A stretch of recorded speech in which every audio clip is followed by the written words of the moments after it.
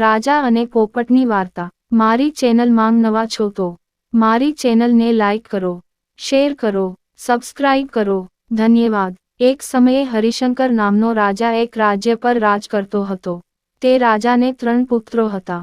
તેની ઈચ્છા હતી કે તેનો સૌથી સક્ષમ પુત્ર તેની ગાદી સંભાળે, પરંતુ તે 3માંથી કોને તેની ગાદી સોંપે તે અંગે તેને શંકા હતી। એક દિવસ રાજાને એક વિચાર આવ્યો। તે જ સમયે તેણે તેના 3 પુત્રોને બોલાવ્યા અને કહ્યું, પુત્રો, આજે હું તમને બધાને એક પ્રશ્ન પૂછું છું।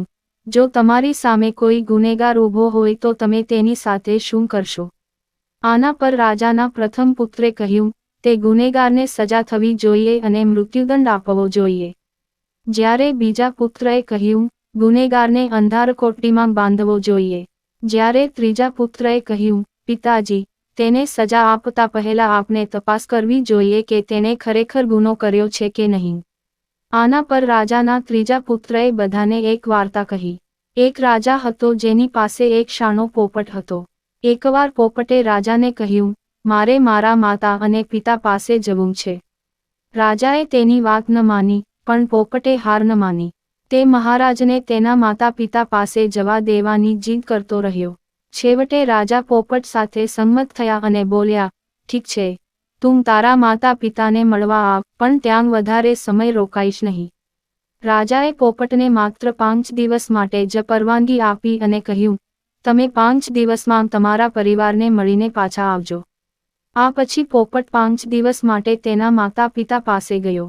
છઠ્ઠા દિવસે, જ્યારે તે રાજા પાસે પાછો ફરતો હતો, ત્યારે તેણે વિચાર્યું કે શા માટે મહારાજ માટે કોઈ ભેટ ન લઈએ। પછી તે પર્વત તરફ પ્રયાણ કર્યું। વાસ્તવમાં, તે રાજા માટે અમૃતનું અમૃત મેળવવા માંગતો હતો।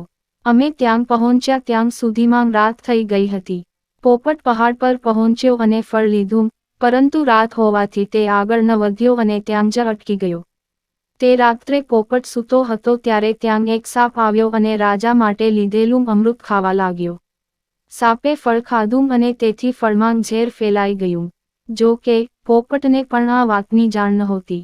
બીજા દિવસે સવારે જ્યારે તે જાગ્યો ત્યારે તે ફળ લઈને મહેલ તરફ ગયો। જ્યારે તે મહાત પાસે પહોંચ્યો ત્યારે તે ખુશ થઈને સીધો રાજા પાસે ગયો અને કહ્યું, મહારાજ, હું તમારા માટે આ અમૃત ફળ લાવ્યો છું। જો તમે આ ખાશો તો તમે કાયમ માટે અમર થઈ જશો। આ સાંભળીને રાજા ખૂબ જ ખુશ થયા। તેણે તરત જ તે અમૃત ફળ ખાવાનું કહ્યું।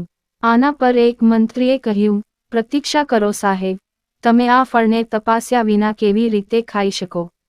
પોપટ દ્વારા લાવવામાં આવેલ આ અમૃત યોગ્ય ફળ છે કે નહીં તે જોવા માટે માત્ર એકવાર તપાસ કરો।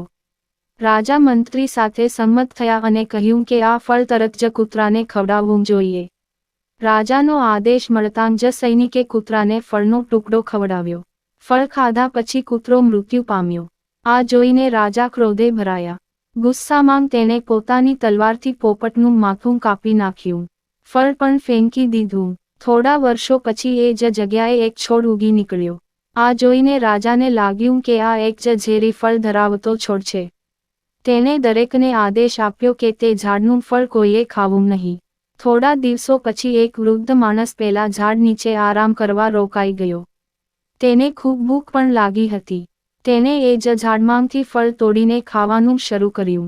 ફળ ખાધા પછી વૃદ્ધ માણસ અચાનક જુવાન થઈ ગયો। જ્યારે રાજે આ જોયું ત્યારે તેને આશ્ચર્ય થયું। તે સમજી ગયો કે ફળ ઝેરી નથી। તેણે મોટી ભૂલ કરી। તેણે સત્ય જાણ્યા વગર પોપટને મારી નાખ્યો। આ અંગે તેને ખૂબ જ પસ્તાવો થયો।